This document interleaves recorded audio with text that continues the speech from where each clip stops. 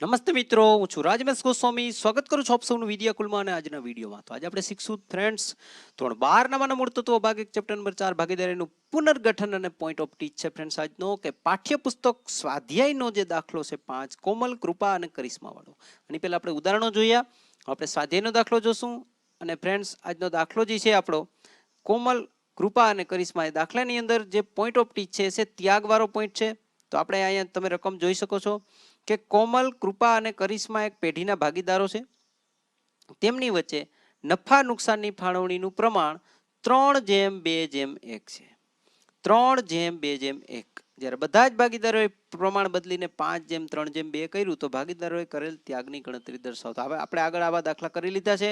ફક્ત repetition, rehearsal અને તમારો મહાવરો હતો એટલા માટે આ દાખલો લીધેલો છે ફ્રેન્ડ્સ. તો આપણે અહીં જોઈ શકીએ છીએ કે ભાગીદારનું નામ છે કોમલ. આ તમને ખબર છે 5 ખાના વચ્ચેનું ખાનું મોટું કોમલ. તેનું ત્યાગનું સૂત્ર છે માટે અહીંયા ત્યાગનું સૂત્ર લગાડશું. જૂનો માઇનસ નવો. પહેલા જૂનો ભાગ 3 છેદમાં 3 ને 2 5 ને 1 6. આ પ્રમાણ બદલ્યું. નવું 5 છેદમાં 5 ને 3 8 ને 2 10. અહીંયા 2 છેદમાં 3 ને 2 5 ને 1 6. અહીંયા 3 છેદમાં 5 ને 3 8 ને 2 10.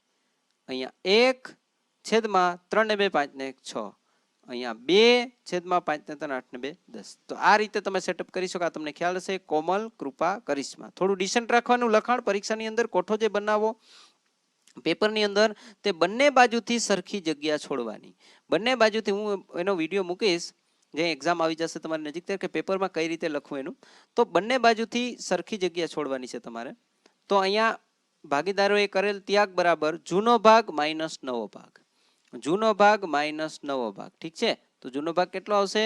3/6. નવો ભાગ આવશે 5/10. હવે આપણે અહીંયા લસા લેવાનું. મોટી સંખ્યા 10. 10 છે વિભાજ્ય તો એનો પાડો બોલીએ 10 × 10. 6 નો પાડો બોલો એમાં 10 આવશે ના. 6 × 6 6 × 12 આવી જાય. વધી જાય છે. 10 નો પાડો આગળ વધારો. 10 × 2 = 20. 6 નો પાડો બોલો એમાં 20 ક્યારે આવે?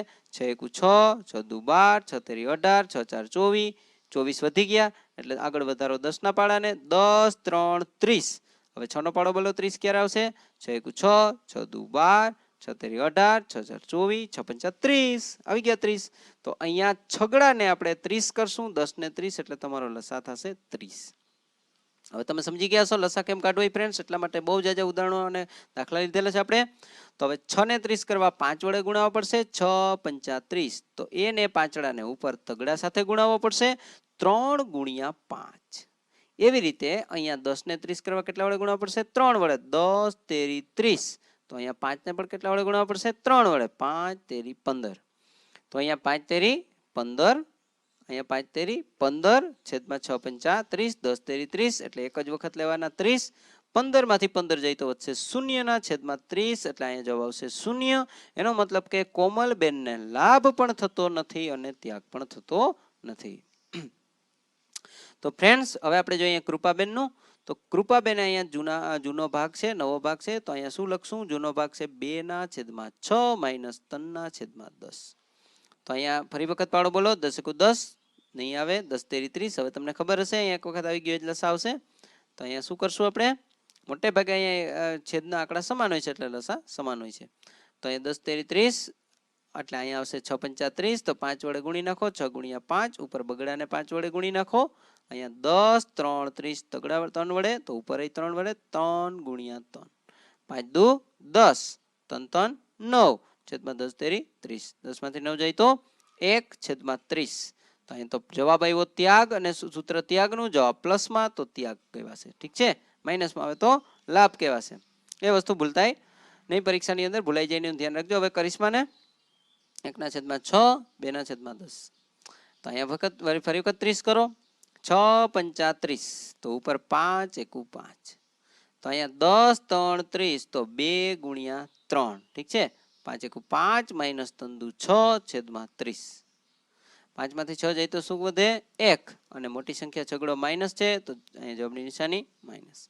તો માઇનસમાં જવાબ આવ્યો ફ્રેન્ડ સૂત્ર ત્યાગનું. જવાબ માઇનસ તો ત્યાગ ન કહેવાય. શું કહેવાય ને? લાભ. તો કોમલને થશે લાભ પણ નહીં અને ત્યાગ પણ નહીં.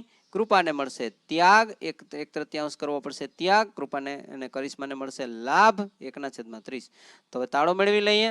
જો કે આ તો શૂન્ય એટલે એને કાઢી નાખો તો ત્યાગ પણ 1/30 ને લાભ પણ 1/30. તો અહીંયા તમારે શીખવાનો પોઈન્ટ આ જ છે મેન કે જ્યારે કોઈ એક ભાગીદારને શૂન્ય થઈ જાય, લાભ ત્યાગ ન હોય, ત્યારે બાકીના બંનેનું પ્રમાણ સરખું હોવું જોઈએ અને એક પ્લસ અને એક માઇનસ હોવું જોઈએ, નહીંતર તમારો દાખલો ખોટો. તો અહીંયા ખાસ આ મુદ્દો શીખવાનો તો એ ધ્યાનમાં રાખજો ફ્રેન્ડ્સ. આપણે કન્ક્લુઝન લઈ લઈએ.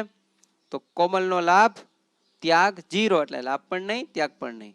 કૃપાને ત્યાગ 1/30. જ્યારે કરિશ્માને મળશે લાભ 1/30. ઠીક છે ફ્રેન્ડ્સ. તો આ રીતે તમારા આજના દાખલા સોલ્વ કરવાના છે, જેથી પૂરેપૂરા માસ દાખલાને કમ્પ્લીટ કરી શકો ફ્રેન્ડ્સ. તો મળશું નવા વિડીયોમાં નવા ટોપિક સાથે. તમને આ દાખલો સમજાઈ ગયો છે ત્યાં સુધી તમારી તબિયતનો ખ્યાલ રાખજો. Take care, by.